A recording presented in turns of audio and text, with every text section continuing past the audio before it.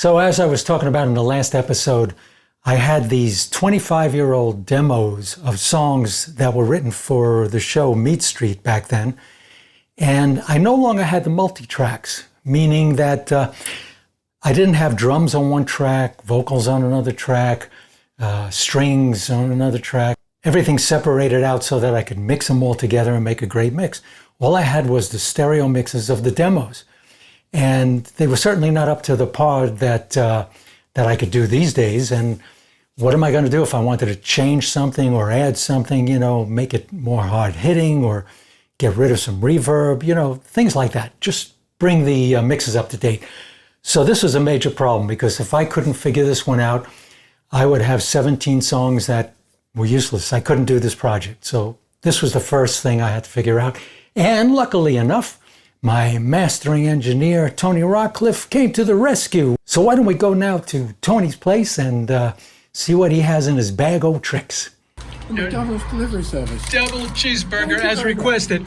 No, wait a minute. Hello? Hello? Oh God, you're not filming, are you? Not yet. Well, yes, but this is on the house. I neglected to tell you that we have a catering service for this photo shoot. Oh, fantastic. Okay? Yeah.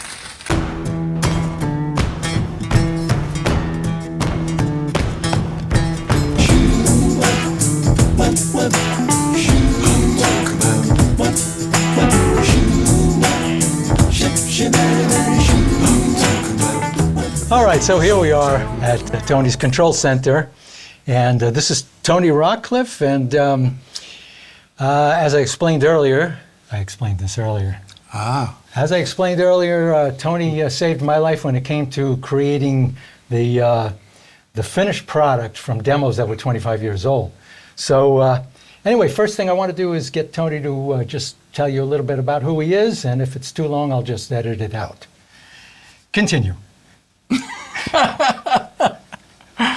Who are you? What are you? And why am I here? Just to let you know, it's so much easier for me if you just ask me specific questions. Okay. Because otherwise I'll just go on give my life story, which... Who is the third president of the United States? Abraham Biscuit Table. Okay, you got that right. So we'll continue. Good. All right, so where are you from? Liverpool, England, originally. Mm-hmm. Then London, England. Mm-hmm. That's England too. Yep. Then Los Angeles, not England. Not England, okay. So far and so then, good. then Florida, not England. Florida is very far from England. Yeah. It's just about the same distance to California. That's right. Yeah. All right, that's pretty impressive so far. Why don't we continue? Just a brief summary. I know you got a long bio. You got to see this guy's credits.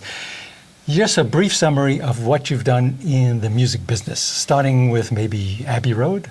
Is that early enough? I guess that was middle to early. I started out in the music business basically teaching ferrets to scuba dive.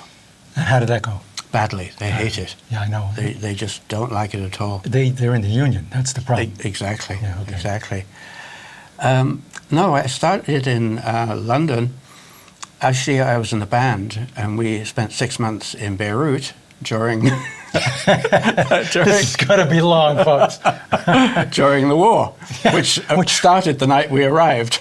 And there was nothing in the contract, in the fine print, that said anything about being bombed by Israelis, but that's what happened. I gotcha. So anyway, we had the wildest time for 6 months in Beirut, but when we came back, my manager said, we want you to make a record. And I went, great, good. So we walk into the studio, first time in the studio, and I go, whoa. It was like, my God, I'm home. Just like that? Probably. Whoa. Yeah. Take two. Whoa. Okay. And it was like, I felt like a kid in the proverbial candy store, because it was like, it just felt like such the right place, so familiar. Moving right along. You went from Beirut to... London. Abbey Road right away? Or No, well, that's the thing. So after the session, I go up to the manager of the studio and I say, hey, if I hang around and just watch, you don't have to pay me, you don't have to talk to me, you don't have to teach me anything. If I just sit in the back and watch quietly, if after a month I feel I can do it, would you hire me? And he said, you're nuts. And I said, yeah, but will you? And he said, what the hell? He had nothing to lose. And so a month later, I do my first session with Sounds Incorporated, the brass section from the Beatles' Good Morning, Good Morning. Ah. And it went great. And that started my career as recording engineer in this studio in London, Tangerine Studios.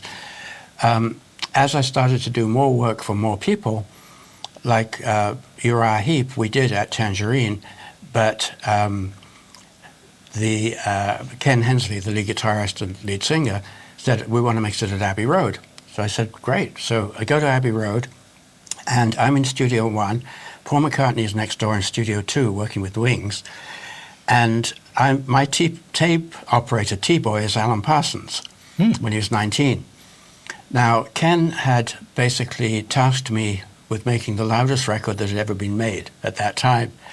And so I did.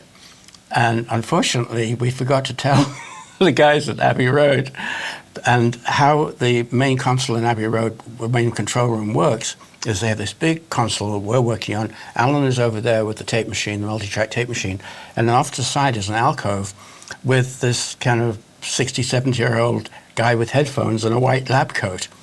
And what he does is you do your mix, and then he, while you're setting up or doing the next mix, he's cutting in between, putting in the 3 seconds of blank tape. So by the time we're done for the day, all the mixes are already ready to go because he's put on all these things.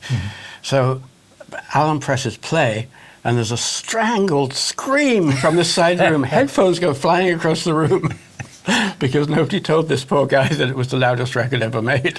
I can picture his hair going out like this, sort of like a mad scientist. Exactly, exactly. Well, already this is f***ing impressive. That'll be bleeped.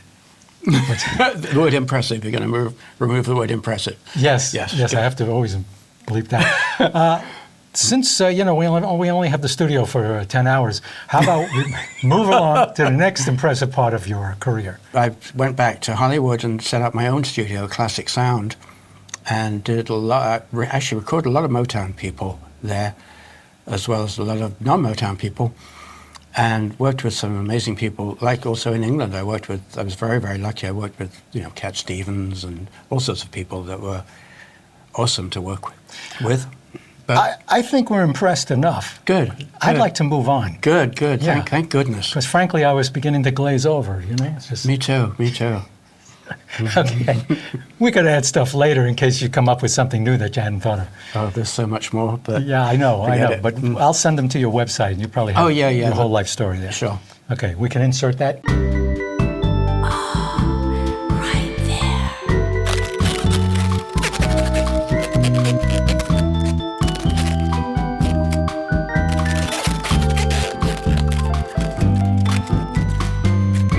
Let's come up to present time. That's novel. And why am I here? Well, let me explain one thing.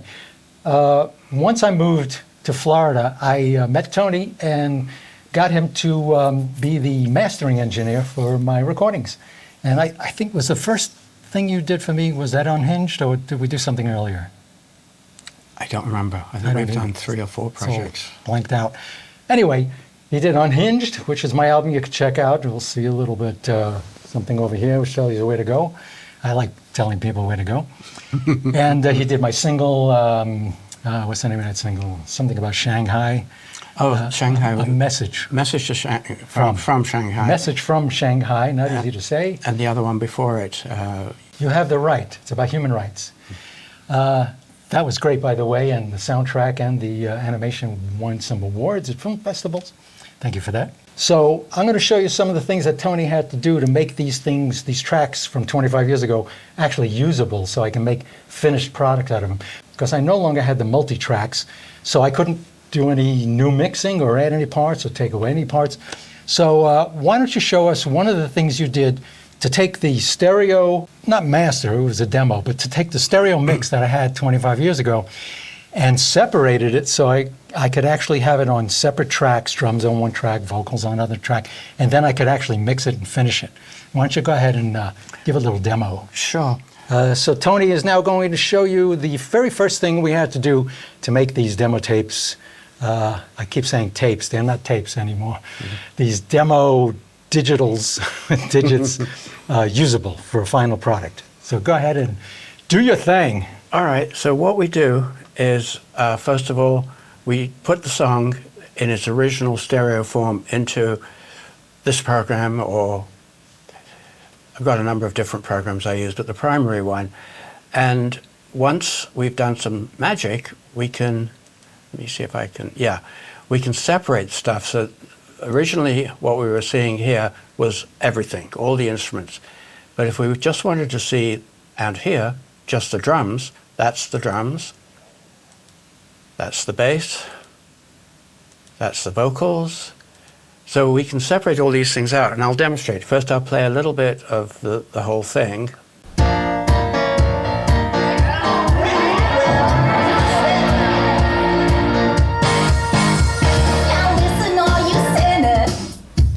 Drums only.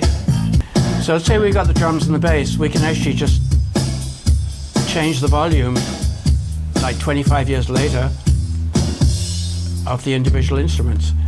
And if we bring in the vocals, so we can remix the whole thing.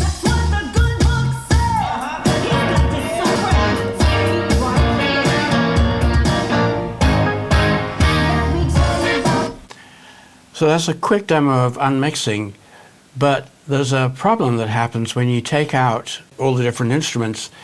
Once you have the vocals, you find that the vocals have a lot of reverb on them, and there may be more reverb than you want in 2023, which is what Neal found. So for that, I use a different program. I go in here, and this is the extracted vocal track, and you'll hear a lot of the echo and reverb on it. And this thing you call a treatment feels like torture. And with the tools that we have here, we do this. And this thing you call a treatment feels like torture. If I could just recall the nature of... So we're able to remove the reverb as much or as little as we like.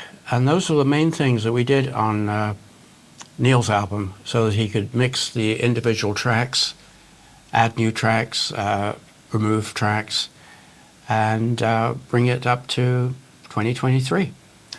And it is amazing. I mean, without this technology and Tony working it, it would have been impossible for me to do this project, because there's about 17 songs and a few little extra songs too. And I wouldn't even be able to start working on this thing if I couldn't separate the tracks. So this blows me away to be able to do this. And I worked really hard on the mixes. You're gonna really enjoy it when you see the finished product. So will you, because you haven't heard them finished. No. And I've been working on the mixes for a long time, because I added some drums, I changed some vocal parts, I did so much that I couldn't have done 25 years ago. Mm-hmm. And I'm just thrilled. I can't wait for people to hear the whole album. And anything else you want to say? Yeah, on most of the album tracks, I actually unmixed Neal's voice, his vocals, removed it completely and sent it back to him with none of his voice, and he didn't notice. You big lug. He's right, actually, he's right. And he's stuck in Ethel Merman for some reason. I don't know, I think we've had enough of that. What do you think? I think so too. I think I should probably let you make money. Make what? Money. Oh, I thought you said muddy. No, that we'll do when we master it. Okay, good. Yes, Tony's going to be the mastering engineer on this, of course, too. So that's it. Back over to my place now, and thank you, Tony. You're so welcome, Neal. Anything else you want to say before we go away? Yes, this is the boss. He's the man. I'm the man. Yeah. The man. Don't you forget it. I pay you big bucks for that. That's right. Yes. So plus a double cheeseburger. A double cheeseburger. That's right. Absolutely true. You're way too overpriced. Okay. I guess we're done. Yeah. All right. So there you have it. Problem solved. And I've been working on those mixes, as I said, for months now. I just want them to be perfect before I release the soundtrack album. And by the way, Tony does a lot more than just audio. He's heavily into streaming and AI coaching. And check out his website. I'll post the link. And in our next episode, I'm going to go heavily into the animation, which is my next major problem. So thanks for being here. Tell your friends, subscribe, and all that kind of stuff. And see you in the next episode.